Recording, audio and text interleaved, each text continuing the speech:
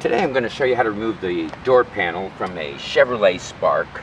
You're going to need a 7mm nut driver, possibly a flathead screwdriver, and a plastic pry bar. If you have other vehicle that you need help with, see the website carstereoremoval.com for other help and do-it-yourself repairs. But we're going to start here today with our small flathead screwdriver and our 7mm. And if you look into the handhold, there will be a small insert here that we're going to pry at the back edge of it to lift this little panel up. There we go. And now that we lift the panel up, we're going to take our 7mm and remove this bolt at the bottom of it.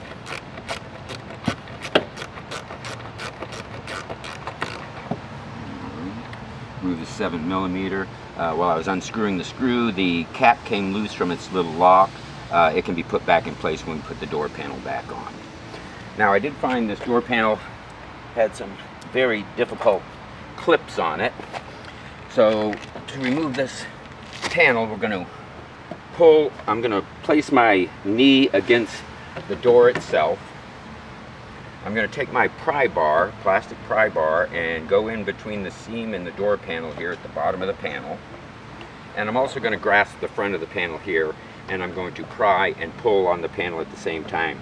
There are clips down all sides here, not all sides, but the bottom and the right and left side. There are no clips along the top. So we need to release the bottom first. Well, you can hear the clips release. And we're going to work our way around, releasing all the clips, front and back. Now, this is going to allow us to move the door panel, bottom of the door panel away from the door.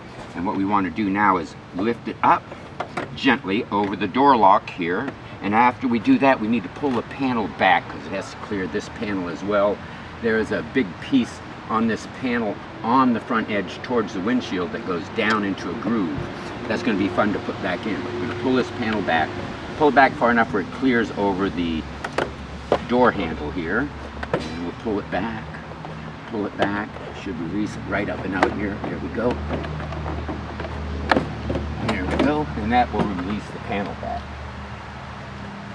Now for the connectors here. We have two connectors on the back of this door panel. I'm going to hold it right here in place for a moment, remove these connectors, and then I'll show you how to remove these connectors. These connectors are all keyed.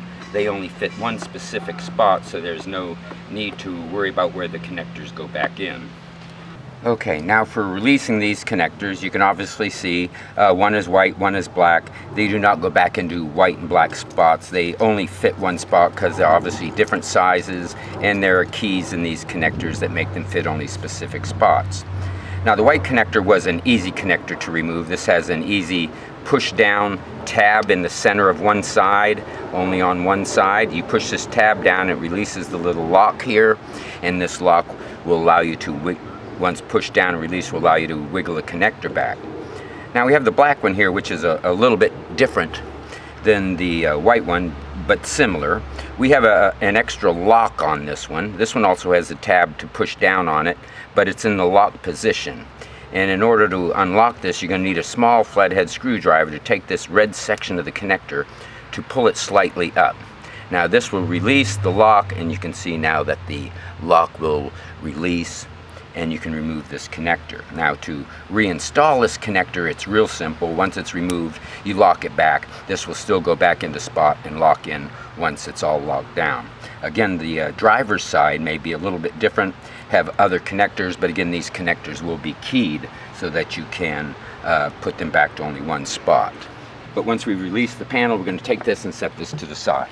Now we're back to the speaker here. And this speaker is a very simple removal. It's very common to see this speaker in a lot of the older GM Chevrolets and so on. This speaker is often bad. But we have one screw here at one side, again a 7mm. And with this 7mm screw, it allows you to pull the top edge back slightly, then away, releasing the top tab. It has a bottom tongue that goes into a groove, a flat groove across the bottom. This goes one way, one screw. This connector also has the red tab on it that needs to be pulled up and then squeezed down to release. I do like the factory speakers because they're so easy to replace. I find it much easier. You just pull the connector out without modifications. If you do an aftermarket, you're going to need some type of ring or riser ring, and sometimes you can use the original bracket if you cut the interior all out.